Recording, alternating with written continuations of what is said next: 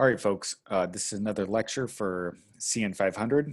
We are continuing on the topic of looking at journal articles and how to read journal articles, okay?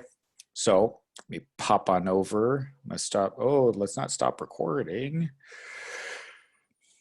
Let's do some screen sharing. All right. So what type of journal articles are we going to encounter?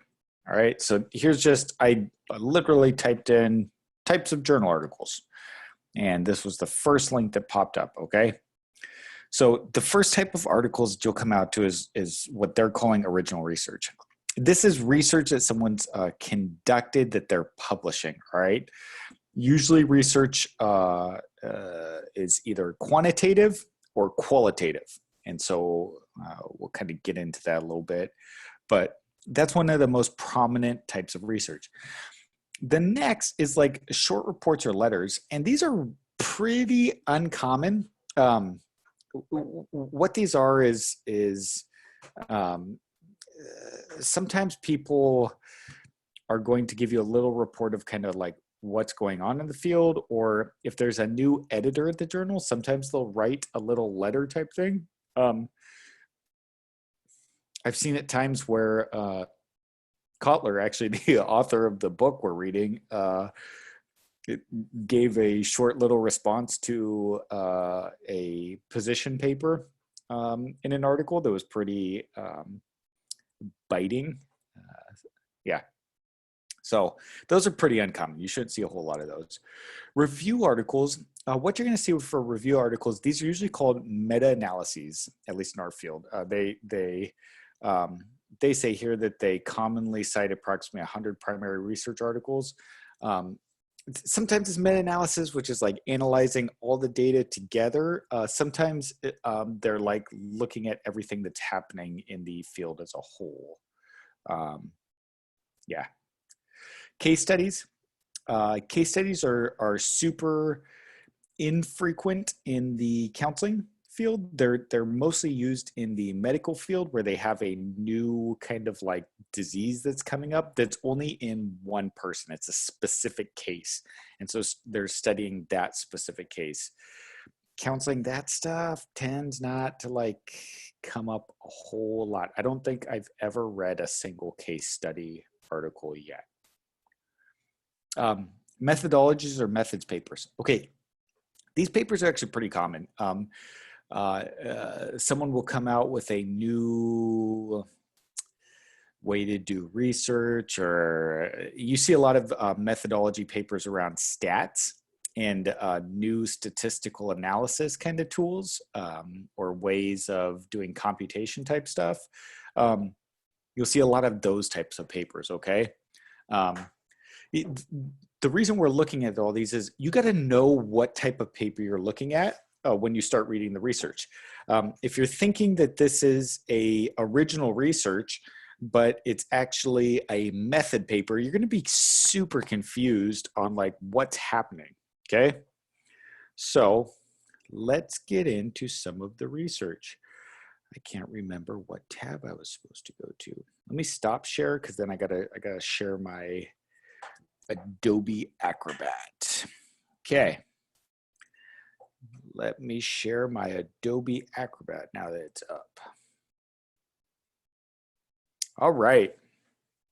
Here's our first journal article. So this is a journal article that I've saved to my desktop.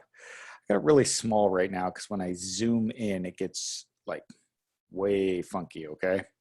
But the title of our article is the contribution of cannabis use to variations in the incidence of psychotic disorders across Europe. What's this study looking at? It's looking at cannabis use and the onset of psychotic disorders, okay? So let me zoom in a little bit here and let's look at all the people. Okay, so who do we got here? First off, there is a ton of researchers on this article. Okay, big research kind of going on at the moment, or there's a lot of people contributing. Usually you got something over here on the side. It was published in 2019. in Lancet Psychiatry. Okay, so we're looking at a psychiatric journal. And usually what we have is an abstract section that'll tell us kind of, here's a basic overview for the article. Because this is a European journal, it's doing things a little different. They have like this summary that's kind of broken up, all right? So I'm trying to figure out, what kind of article are we doing here? And I'm looking at the background. Background's not going to be super helpful because they're telling us like the background to the research. The methods aren't going to be super helpful either, other than they're going to start letting us know the scope of what they're doing. So they've included patients 18 to 64 across 11 sites in Europe and Brazil with first episode psychosis. 11 sites across Europe and Brazil. So I'm starting to think, okay, this is sounding, they got patients in there. So I'm thinking they're probably doing research with people. So it's sounding like this is going to be original research. And because it's across 11 sites, they probably recruited a lot of people. So I'm thinking this is a quantitative article, meaning it's looking at big picture data. So if I come down for the findings, they obtained data from 901 patients. So this is definitely going to be a quantitative article, all right? It's going to be original research, quantitative, okay? I need to now put on my quantitative hat, and what I'm going to be looking for is they're going to do some type of statistical analysis with this article to essentially find out if what they found in their research actually happened because of whatever happened in the research study, or if it happened by random chance. All right. That's going to be the hat that I put on, and that's what I'm going to be looking for. What were they trying to study in their research, and did they find the result that they were hoping to find? Okay. Just as a helpful thing here, we talked before about emailing people. Let me come down just a little bit more. Oh, went a little too far. If I come down enough, it's got the email for the principal researcher here, Dr. Martha D. Forty. I had some questions about this article and I emailed her. She emailed me back like the next day with responses to things that weren't included in the article that I had questions about. So that's helpful information for you. Now, before we actually go into like pulling apart an article, let's look at a couple other articles to kind of get our heads around what we're looking at. All right. So this article is attitudes regarding career counseling, perceptions, experience in counselors and training. Okay, so that's the title. So here's the more typical abstract of what we're looking at in a American journal article. So they give us an idea of what's the overall thing that's going on with the article. The authors explored attitudes regarding career counseling. Interview data were analyzed and conceptualized using grounded theory methods. Okay, so grounded theory is a qualitative research method. So right from the beginning, I realized I'm now working with original research, but it's qualitative research. Quantitative, we're looking big picture, 30,000 feet from in the sky. A lot of medical research is using qualitative data or quantitative data, excuse me. Qualitative data is going to be more in the weeds. It's going to rely on interviews and observations, and it's not going to have statistical analysis in it, okay? So what I'm going to be looking for is how many people did they actually interview, because they usually have a much smaller sample. So in that other research article, we had 900 participants essentially. This one, I'm going to guess they're going to have somewhere around 4 to 10, somewhere in there. Let me look through here. There's our email if we want to email them. And I'm just briefly scanning here. What I'm looking for is they should have an end statistic, okay?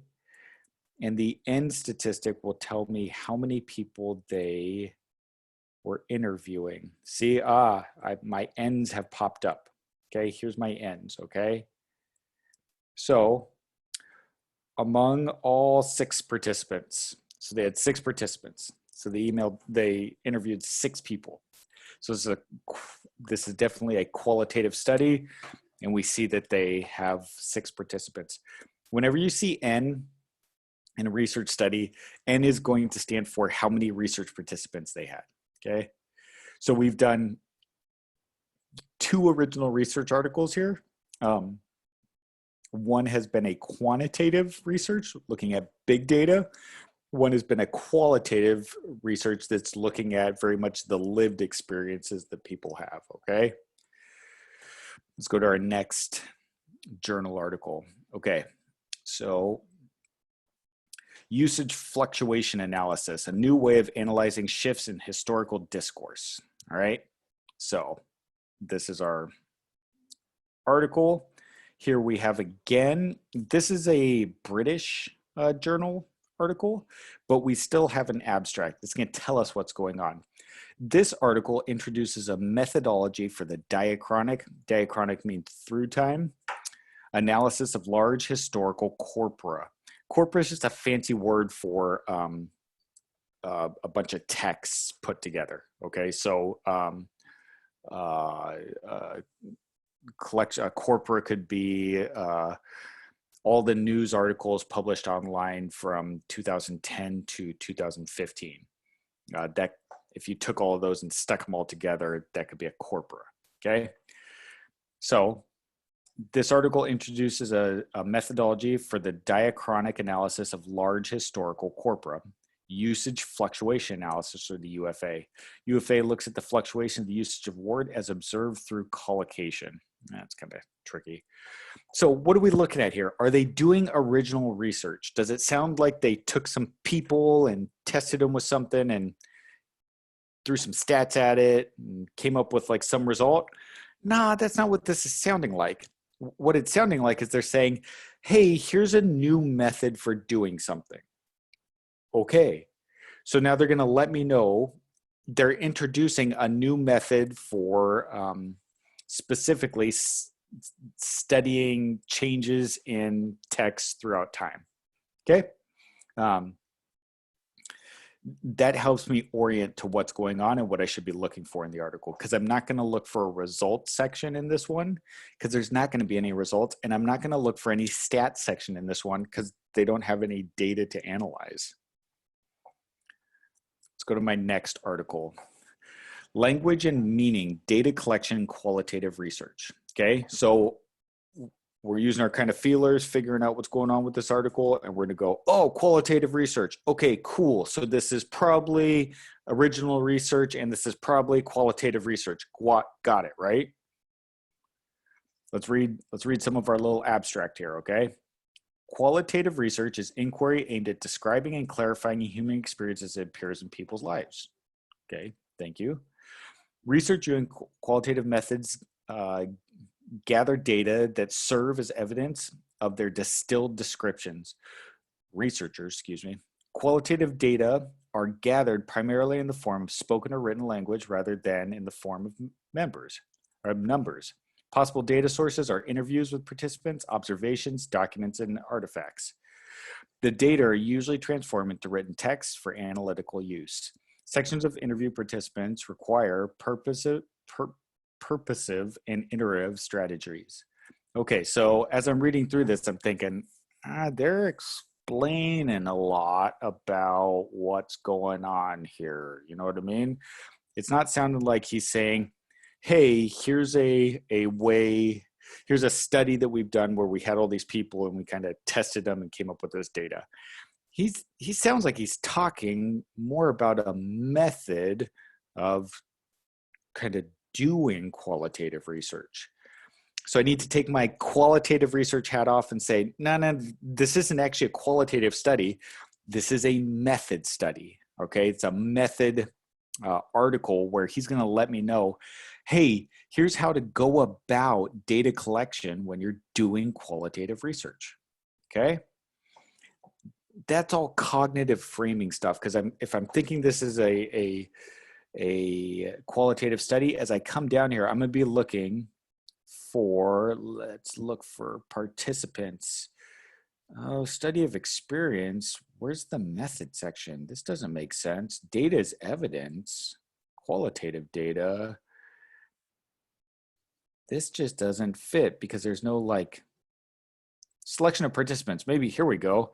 Maybe we'll find some participants in here, but he's just talking about how to select participants.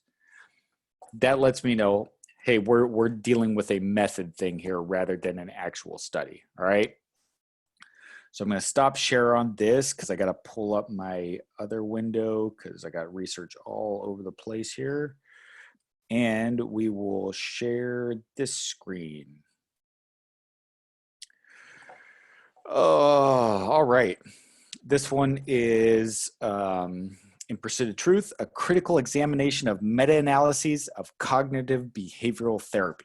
Okay, so what does that already sound like? We have the meta-analysis. Okay, so is this going to be a individual study? Are they like taking people and testing them? Probably not, because we're talking now about a meta-analysis, where a meta-analysis is going to look at a bunch of other studies that have already been done and say, hey, were all these studies actually good and effective? And can we say something about the big picture of what they've done? And specifically, these guys are looking at, these guys and gals are going to look at so there's been a bunch of studies on CBT, cognitive behavioral therapy. Then there was 3 meta-analyses that examined all the research on cognitive behavioral therapy and said, yeah, cognitive behavioral therapy is really effective. This study goes and examines the 3 meta-analyses of all the other CBT studies and says, they were done really poorly. We can't say that CBT is actually effective. All right. So here's our abstract. It's really small. Where's my increase size? Zoom in. Let's zoom in again. So 3 recent meta-analyses have made the claim, albeit with some caveats, that cognitive behavioral treatments are superior to other psychotherapies in general or for specific disorders like social phobia. The purpose of this present article was to examine 4 issues and meta-analyses that mitigate claims of CBT superiority. 1, the effect size, power, and statistical significance. That's kind of technical language about stuff. It's essentially, did they have enough people in the research study to show that their result wasn't by chance? B, focusing on disorder-specific symptom measures and ignoring other important indicators of psychological functioning. C, problems inherent in classifying treatment provided in primary studies into the classes of treatment. And D, the inclusion of problematic trials, which biases the result, and the exclusion of trials that fail to find difference among treatments. So they're just going to tell us, here's exactly what we're doing in this study. Here's the results. When these issues are examined, the effects demonstrate the superiority of CBT are small, non-significant for the most part, limited to target symptoms, and are due to flawed primary sources. Ooh. Conclusion, meta-analytic evidence for the superiority of CBT in 3 meta-analyses are non-existent or weak. Shots fired across the bow of CBT with this article. Okay, this one's going to be a meta-analysis. So what I'm looking at is going to be very different when I come into this article than when I'm looking at another article like an original research, right? So that's the types of articles that we can get into. We have like original research, we have short papers, editorials, stuff like that. We have methods type stuff, and then we have like meta-analyses, okay? All right, I will see you in the next lecture. So stop share, and we're gonna stop recording.